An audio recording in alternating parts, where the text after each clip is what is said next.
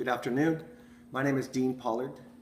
I'm here in San Carlos, California at the New Form Research Technology Center. And today, on behalf of World Eurythmy Day, I wanted to share with you my research in applied eurythmy and with regards to the eurythmy figures from Rudolf Steiner. This was my first book that I got back in 1989 when I started my training in eurythmy in Dornach, Switzerland at the Zuccoli Schule. As you know, this is the format on these large cards, major and the minor mode. Well, I found that once I bought this and I started setting them up in my room in Haus Julian, that they were overwhelming my space. And I really wanted to figure out how to remember all 35 of these cards in as much detail as I could. So I made a plan. And my plan was to make my own, make them smaller. So I did that. I made a lot of small ones. And here's just some samples from the smaller ones I made. I've made probably at least 3 dozen of these. They make great gifts. And also you can, once you got them in your room, you can get many of them together and you can make combinations of them. You can start spelling things. You can play.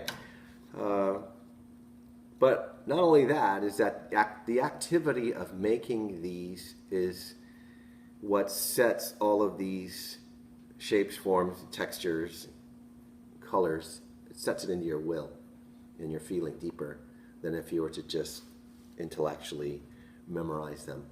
So I would highly suggest, and it's never too late, to make your own set of eurythmy figures. Wow, let's see here. So years later, someone came out a smaller version.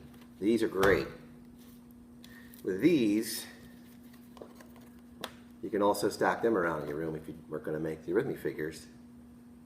And what's also nice about these is that on the back is a photograph of Rudolf Steiner's original sketch of the figure that's on the card. And then of course in front here is the watercolored photograph of the watercolored version of the wood statues. Again, there's 35 of them. Having it in this deck size, it occurred to me one day that there's a relationship between this eurythmy deck and the tarot deck. That connection is that the tarot has archetypal qualities in the different characters and also in the numerical qualities. Lots of archetypes. And it's the same holds true for the eurythmy figures. I'm not saying you can divine with these, but when I started to look at the eurythmy deck more as archetypes, then I started to realize that I had a new way of mapping it out. So I wanted to share that mapping with you today. So to start with, as I'd said, I'd started in '84, so by '93, I needed to pick a topic for my graduation lecture demonstration on one aspect of eurythmy that spoke to me. I picked the 4 temperaments in eurythmy. The reason why I picked the 4 temperaments is that because I went to my foundation year and teacher training at the Rudolf Steiner College, before I went to my eurythmy training, I was obviously exposed to the temperaments. And the temperaments, as Rudolf Steiner speaks about, is our movement body. It also calls it our time body, our body of memory. And so I found it interesting that by the time I got into my 4th year, that none of our teachers or any of the instruction in eurythmy had anything to do with the temperaments. So I posed that question to Frau von Stocker as a theme for my lecture demonstration, and she suggested that I go and speak to Frau Zuccoli. Frau Zuccoli was already in her 90s, but completely lucid person. And so she invited me to her flat, and she sat me down and she pulled out 4 cards.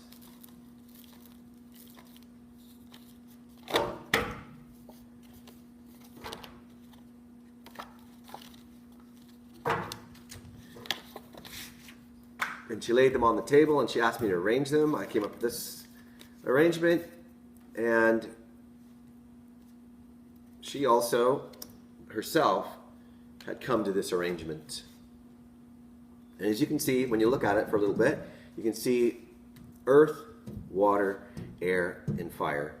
So anything that is a fourfold archetype, it's going to have these qualities. As I have here, earth, water, and air, and fire, there's dense and less dense.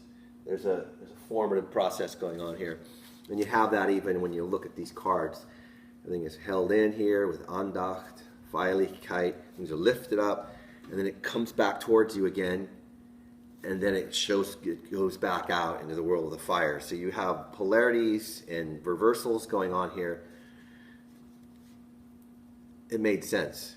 But not only that, is that on the back of these 4 cards, out of the 13 soul gestures, Rudolf Steiner uses the word temperament to describe each of these. And I believe that that's not an accident. And I believe that these are not soul gestures. They are etheric gestures. I'm not going to go much more into these 4 right here, but that is a game changer with regards to studying eurythmy as a science. So then I went back to the soul gestures, and now there's 9 left after taking out those 4. So these 9 have a relationship to thinking, feeling, and willing. And this is the progression that I found.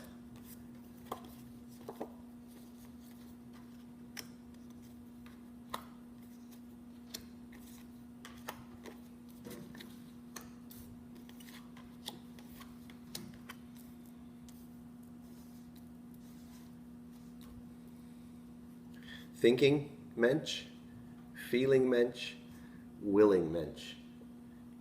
Thinking, feeling, willing. Thinking, feeling, willing. And their aspects. So how do I know that this is correct? How do I know that this is lawful?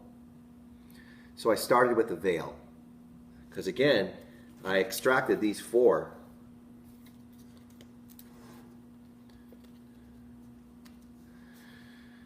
And you see here in the will of the will, because you hear if you have willing, feeling, thinking, willing, feeling, thinking, willing, feeling, thinking. So in the will of the will, the veil is most tightly wrapped around the body and closely knit. In this gesture, it opens up, it breathes out. In this gesture, it lifts up, and then it also crosses over. So you have this in, out, and this combination of what the middle system does. And you see the veil naturally makes this progression. Go into the next. From here, it goes back over to here. If I had room, I'd line them all out in one long sort of hierarchy of ethos, pathos of the soul. But for now, this helps for me. So here you have the will of the feeling, and that's thinking, paradoxically. And you see the veil matches the height there, but it's just brought over to the active liver side of the body. And then it goes over to the heart side of the body, and it starts to climb up, or maintain its height. That's the feeling of the feeling. And then it moves over and above the head. And then you see again, you have this inward, outward balance. Now we come to the head. This is the will of the head, which is Innigkeit, this intimacy. And you see it comes over the head, and then it even starts to come around and fill in. And then Lieblichkeit, here it all fills in. And it starts to bring some jaggedness to it even here. And then the thinking of the thinking, which you see is Heiterkeit. Here it's the veil is now it's out and checkerboard and winning crazy. Pig feet, it's going nuts. So that works. You can really follow the veil in this progression. Well, but still, how do I know this is right? Is there another way I can check this? And of course, there is. I check it with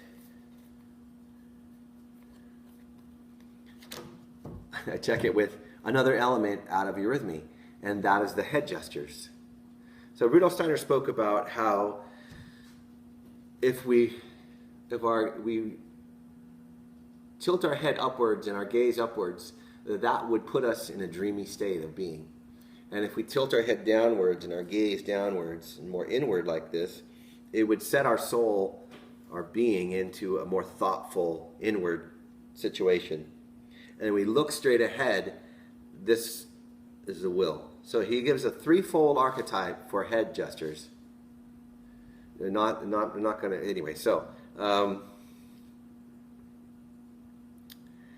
what's really interesting here is that there's a wonderful paradox here where it's like in anything, well, in the holistic maxim, in every part there's an image of the whole. And so here that is played out. And what's interesting is that this symbol that we know of as the yin and the yang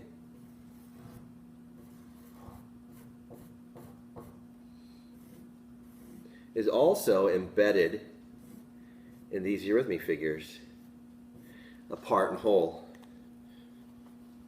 Here you have, you could say, this part has the whole in it, and that part has the whole in it. There's the whole, there's the whole, and it's switched. So that's what's going on here.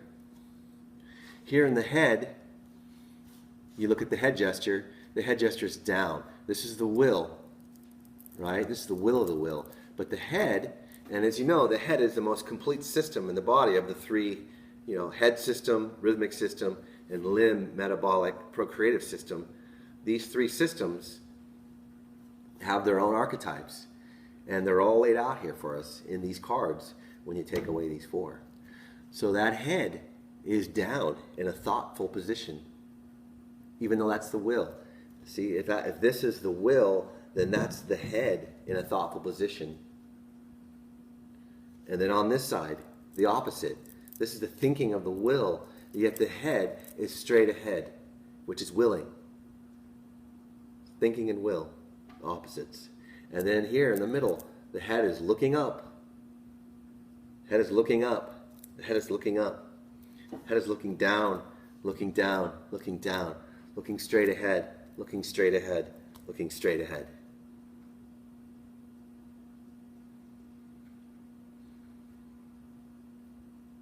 Check it for yourself. Pull out your cards. But this, for me, this gives another layer of, for me, assurance that I'm on the right track, because I'm following out these numerical archetypes and also these indications in a holistic way. Let me just stop just for a moment and speak a little bit about holism. In holism, there's the statement, in every part there's an image of the whole, as above, so below. So we can look at our hand, for example, And we know in our hand, my hand is a part of my body, yet written on the lines, shapes, and form of my hand is a whole map of my body. And they call that palmistry. It's the same with my feet. They call that reflexology. Same with my iris in my eye. It's iridology. It's in the ear. It's in the tongue. It's everywhere. Our body has a map of the whole, everywhere you look. This is really important because Watson and Crick in the 50s brought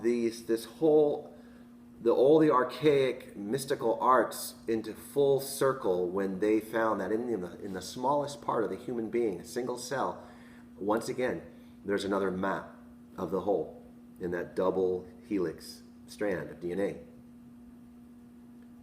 Now that's got really strong implications. So Rudolf Steiner, in this crazy way that he thinks, he didn't take the eye, or he didn't take the hair, or he didn't take the fingernails and toenails. He took as a part to find the whole. He took our larynx and our speaking mechanism as a part. So the tongue, the lips, the palate, the throat, everything, he's taken that and he's seeing how our whole body is a larynx. The part and the whole, just like the part, but the whole is in there. So what we speak and what we sing with our larynx is a revelation of our whole being, of our whole body. Dancers all over the world have been engaged in this kind of bodily communication, which is really another octave of the larynx. It's an amazing thing, and it has the potential of creating a map where all movement can be mapped out, because everybody speaks and sings, and in grammar and in syntax and in musical theory and notation, harmonics and rhythms that are in music and speech, all that can be mapped out, and it's all lawful. And you can all see how Rudolf Steiner was showing us there's this science to eurythmy. There's a science to our larynx. That's really an important aspect, because if you look at what we have here right now, so far, eurythmically speaking, we have three disciplines in eurythmy. We have the artistic eurythmy, we have the pedagogical eurythmy, and the curative eurythmy, and that's normally associated with thinking, feeling, and willing. And you can do that. You can put artistic eurythmy as the thinking aspect of the human, and the feeling aspect as the pedagogy, and the willing aspect as the curative. You can look at it that way. Yet, if you ask the question in a holistic context, then you would go to the etheric world, the water in the etheric world, and you would say, okay, so this part, if Rudolf Steiner speaks about that is where the seat of human movement begins, and all the lawfulness that comes out of movement is in our etheric, then that has profound implications to all our movements.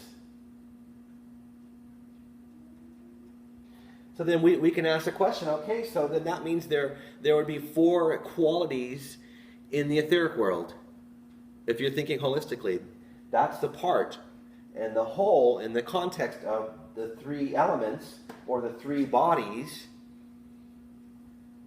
there's going to be an airy quality to water, there's going to be a fiery quality water, and there's going to be an earthly quality water, because you can't take it out of its context. So you see with the etheric body, so that's why I have arrived at applied eurythmy. It's the earthing of eurythmy. It's bringing eurythmy down into the earth, down to the ground, putting its feet now on the ground. And you can see the fire in our ego body is related to art, the self-expression. You can see how our airy body, our astral body, is related to pedagogy. And we can do that geometrically speaking by drawing a picture. The point in geometry, that's the ignition point. That's fire, technically speaking, to geometrists, sacred geometrists. As soon as you have another point in space, you can draw a line. Air, the astral, communication, duality. Once you have another point in space, you can connect these again and you have a plane. Water. That's what water does. Water creates a plane. Look at the oceans, the lakes. Water wants to stratify, flatten out, create planes. Planes. Two-dimensionality. And then as soon as you have another point in space, you arrive at a three-dimensional object. A tetrahedron. Earth. So what you start to see here is that there's the artistic aspect to Eurythmy, yet what Rudolf Steiner is implying out of his holism, that with the larynx as the part and the whole body as the whole, that at the other end of this is the earth, the physical, the applied aspect of Eurythmy, which has to do with incarnation, which has to do with science. You could say this is the Luciferic realm up here, and this is the Ahrimanic earthly realm down here. And so far, up to this point in the evolution of Eurythmy as we know it, as an art, a pedagogy, and a curative, social aspects of it, it hasn't really officially launched itself into as a science. Most of Eurythmy in the last 100 years has troubled itself with the connection of the etheric with the astral, with the art and the pedagogy and the curative.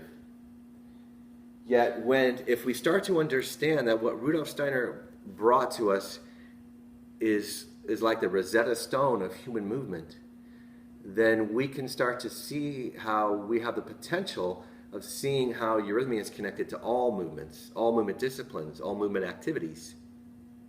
That's the science. So in applied Eurythmy, we're trying to forge ahead into the future of Eurythmy and see this connection that our etheric has with our physicality, our physical body.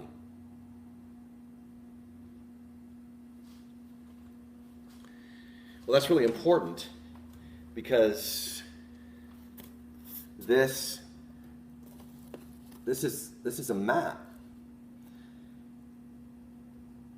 This is a map of our whole being.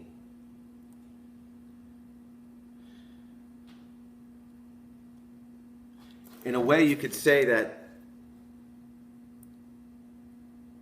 a long time ago, before music was written down, people felt this need to capture what they heard and bring it into a form whereby someone could then lift that off the page and reproduce those sounds. And it took many masters and many decades, or many centuries, to come to what we know now as musical notation, musical theory. That's another language. But what it is, it's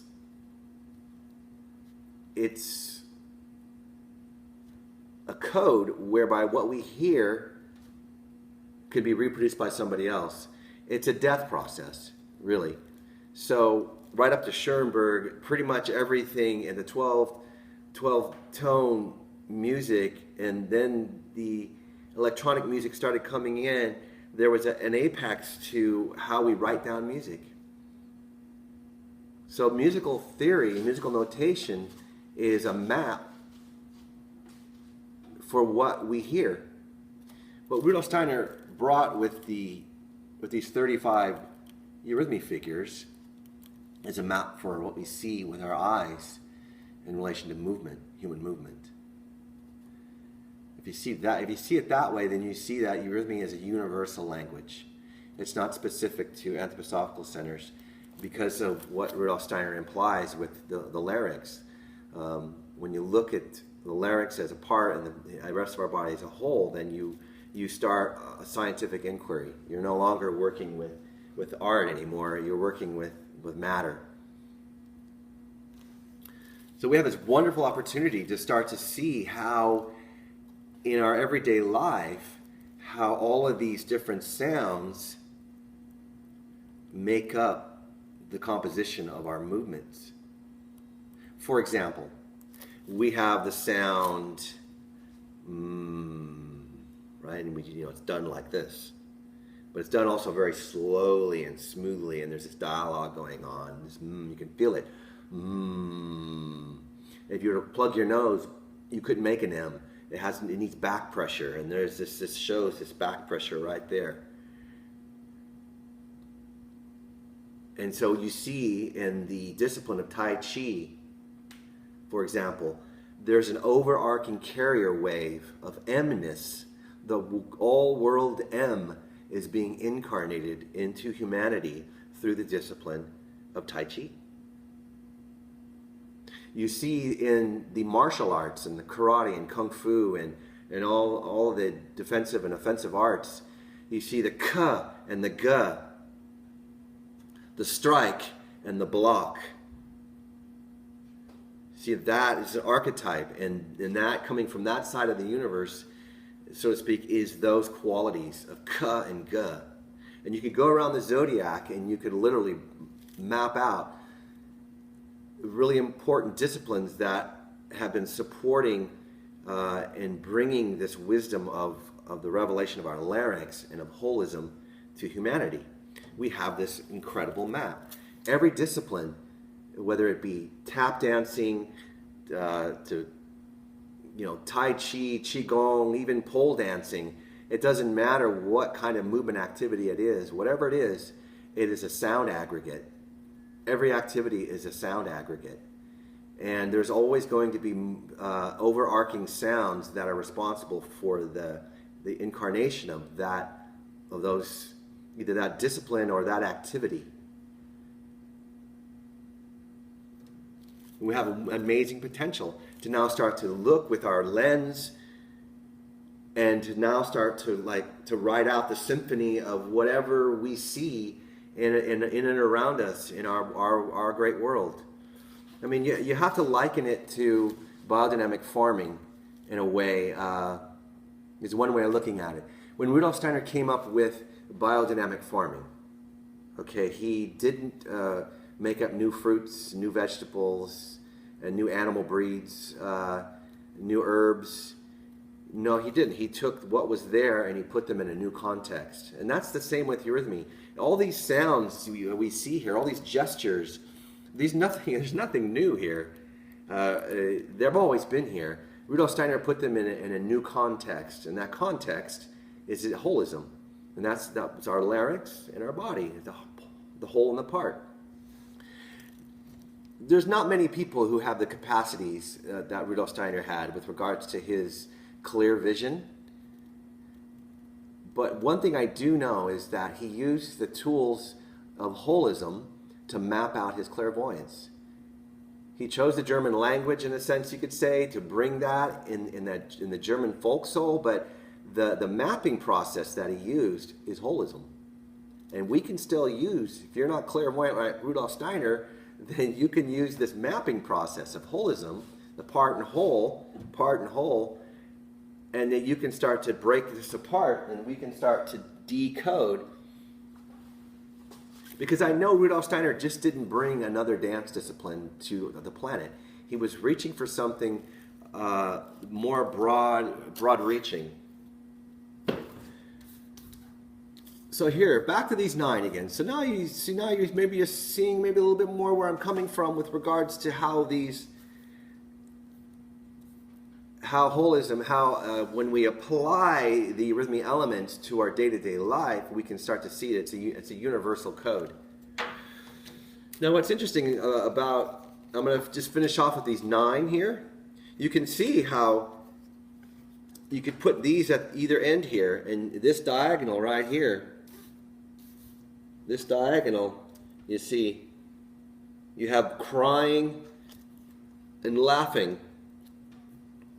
Ethos, pathos, major chord, minor chord. And interestingly enough, right in the middle of all this is the heart. is the middle of all this, you could say. And it's very odd because this is the one figure that Rudolf Steiner put just glyphs, which is the question mark and the exclamation point, the straight line and the curved line. I mean, it's kind of freaky. You would think maybe that, loveliness and intimacy would probably be somewhere in the middle here, but really these are luciferic qualities, and these are harmonic qualities. And then you have this sort of neutral middle space. I mean, the fact that it's the question and the exclamation is the Parsifal story, in a sense. This is where the heart is, in the question of what ails you, brother. It's the dialogue. Exclamation, it's question and exclamation. Again, there's this in and out. It's pretty amazing. So here you have the twofold archetype, you have the fourfold archetype, you have the 3, 6, 9-fold archetype.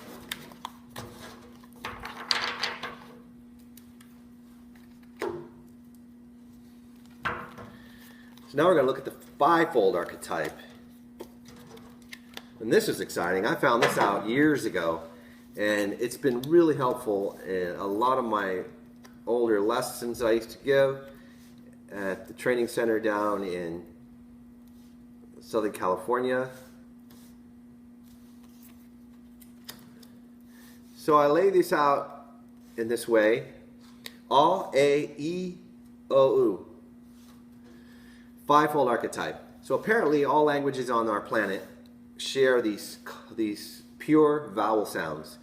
I and ow and all these different sounds are diphthongs, and they're combination sounds. These are the pure vowels, pure A, E, O, U, and it's also, as an archetype, it has a progression, A, E, O, U. It rises up and goes out. It rises up and it comes out. Well, anything that's got to do with 5 is going to also have something to do with the golden section, or the phi ratio. And sure enough, this has it. Not only that, is that this A, E, O, U is in really a huge demand in our world. What I mean by that is that there's a dancer, her name is Gabriella Roth, and she has written books on dance and movement, Sweat Your Prayers and The Urban Shaman. Gabriella Roth, creating her 5 rhythms work, has tapped into this 5-foldness.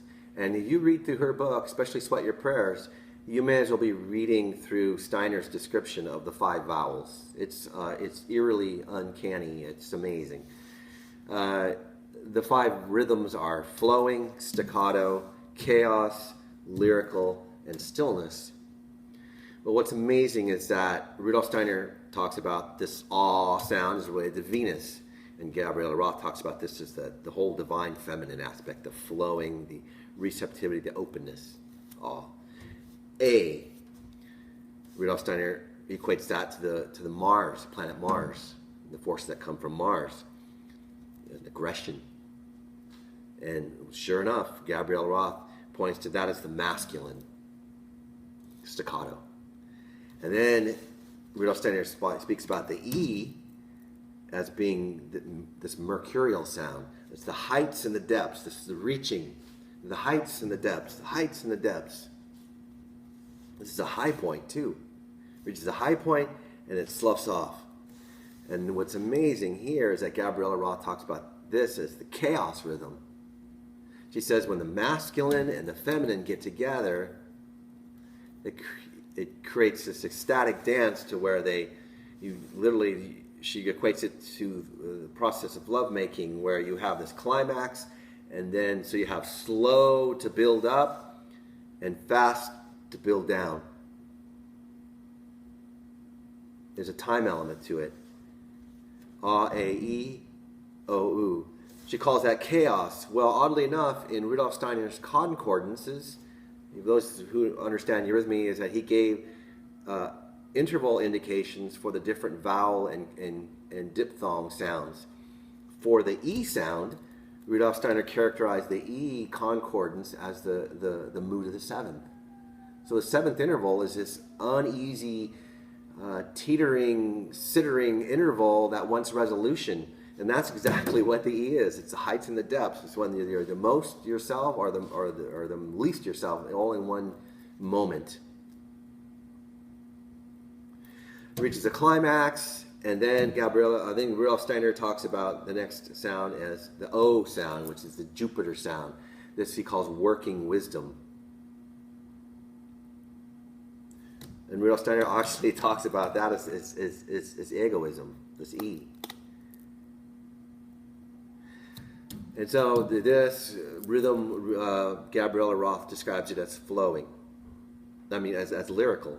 So you have flowing to begin with, but then the flowing rhythm transforms into this pounding staccato, and then it reaches a climax, and then the movements are now very flowy, but you gain something in this whole traverse across, so that with the sweat and the sweat effort you put into something, your movements are warmed and full and lyrical. And then the last rhythm, or the last vowel, the vowel U, Rudolf Steiner equates that to Saturn. And Saturn is this stillness, he calls that deep Tiefsinn, or deep meditation. And Gabriela Roth calls this stillness, where everything comes to a still point and to a rest. So Gabriela Roth has tapped into this fivefold archetype. And that's what Rudolf Steiner was doing in his time. He had his fingers on the pulse of the Michaelic time spirit, and he had an interest in what was around him, and he was searching and seeing and verifying how these archetypes for us, if you're a Eurythmist, are all around us. And it's just up to us to invite ourselves to ask the question about how they're all connected. So there's the fivefold archetype that I found in my research with applied eurythmy. And then, last but not least, we have the 12-fold archetype.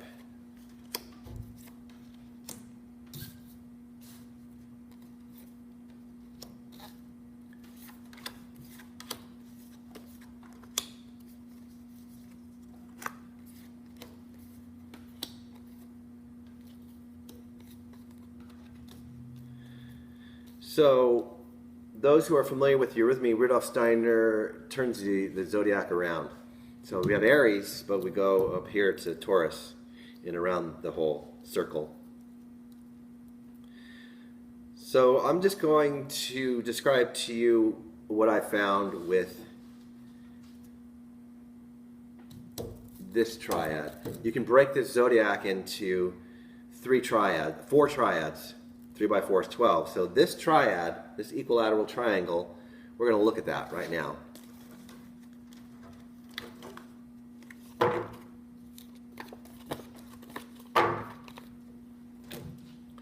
So what's interesting about this is that Rudolf Steiner spoke how he broke up the consonants into 4 groups. So again, there's another fourfold aspect here. There's going to be fire sound, there's going to be air sound, water sound, and there's going to be earth sounds. And Rudolf Steiner speaks about how the L is the quintessential water sound. R is the quintessential air sound. And everything else is either earth, that's an earth sound, or it's going to be a fire sound. Well, that's very interesting. And you have to really, well, it's really interesting. Now, because these are 2 very special sounds. When you look at them, these 2 sounds they make rotational movements. They make vortices, in a way, you could say. You look at the L. To begin with the L, if you were just to do the L as closely to your body as you can, you know that the L is when it opens your limbs out. The L, it opens out. But once you're out, you got to come back. And that's the work of air. Air brings us to ourselves, and the arms come back in the R rotation. So you can see the L and the R. L, R. That's when you go deep down and you realize that when you're doing an L, you see you're always making this rotation, this outward of the limbs.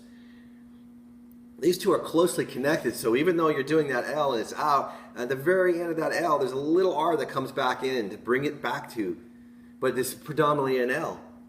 Same with the R, it's predominantly an R, and then it has to, it's out, and it comes in.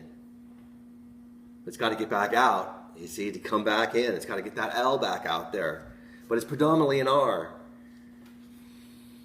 See, when you're working with the indications from Rudolf Steiner on an applied way, you're verifying this as a science. Your students of Eurythmy will be able to understand this more because they'll be able to look into the world and go, oh, that's an R activity. Oh, that's an L activity. I mean, look at Irish step dancing, the N sound where you push your tongue to the roof or the palate, and you pull it back. You see that movement in life. You see it in dribbling a basketball. You see it in someone pulling back. That's an archetype of movement, a retreating movement. For example, now what's interesting about these three is this connection it has with Ba. I don't think it's an accident that these two are connected in the zodiac in this triad. Because really this, I feel, is the sort of still point for these two to rotate off of. And in a way, you could almost say that this could be that these three sounds are responsible for the joints, the formation of our joints here in our hips, and here and up in our jaw. You see, so when we open our arms out and our legs out and open our mouth, we're doing an L. When we close our mouth, we're doing an R. Bring everything back. There's this R, but everything has to have this has to be gathered up, and that's the Ba. The Ba gathers, and it releases. And there's the P. The Pa and the Ba are in the same family, so it's often just associated as a similar sound or similar quadrant of the zodiac. The Pa is often done Pa. It's often brought in this way, and in the Pa sound in artistic eurythmy, they show both the accumulation, the accumulation, and the explosion. The Pa, just like the Ba. You feel it. You're holding. You're creating pressure. Ba, and you release it. You see that in the Pa. You don't see it very much in the Ba because that's you can see where curative eurythmy has sort of bled into the artistic eurythmy, because in curative eurythmy they do gestures that you hold it and you don't necessarily let go of it so quickly. Anyway, you get what I'm saying. But there's a polarity here. You see, there's a there's a contraction and an expansion. Contraction, expansion. That's the same going on with these, isn't it? There's an expansion and there's a contraction, and it's echoed in here. And the Ba and the Pa, the expansion, the contraction. So again, I'm working, I'm trying to figure out how we form these sounds, because it relates to our whole body, not just our whole body as to how it moves around, but ultimately it goes back to how even our body was formed. Three more systems, three more triads that most likely, if this has to do with our muscular or our skeletal system, then quite possibly the other triads have to do with our nerve, our warmth, and our soft tissue systems. I'm not a doctor, but this is the direction that applied eurythmy can go.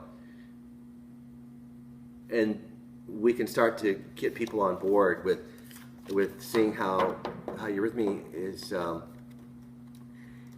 it has the potential of bringing people together to see how the objective principles and elements in speaking and singing are embedded in all the movements. And so we don't have to put eurythmy on a pedestal and worship it as an art form. We can actually bring it down and roll it on the floor and play with it and see how these elements of eurythmy are actually also have to do with the physical world, with the realm of science, of incarnating this.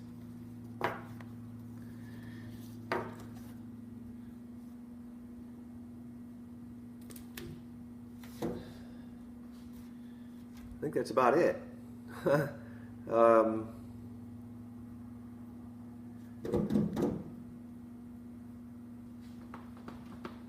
yeah. So if you have any questions or you want to give me some feedback, I'd appreciate it. I'd love to collaborate on this. It's a huge field, open. Many books in the future will be written about these kinds of things because there's like I say, the last 100 years, most eurythmists have been worried about this connection between our etheric body and our astral body, which is all more about, how a poem and a piece of music, pulls on our heartstrings, and maybe how it resonates in our body. But when you start thinking about how things resonate in the body and how the body moves and the different subtleties of movement in space and gravity, you have to go to science. You have to go down and incarnate the eurythmy into the physical world. In a sense, what Rudolf Steiner has done, like I say, is a similar process as what the great music masters have done.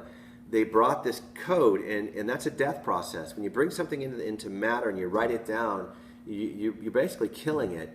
But what you're also doing in that death process is that you're allowing for a resurrection to happen. That someone can now take that piece of paper, if they understand that code, they can resurrect that what's dead on that paper, either as a novel or even as a sheet music.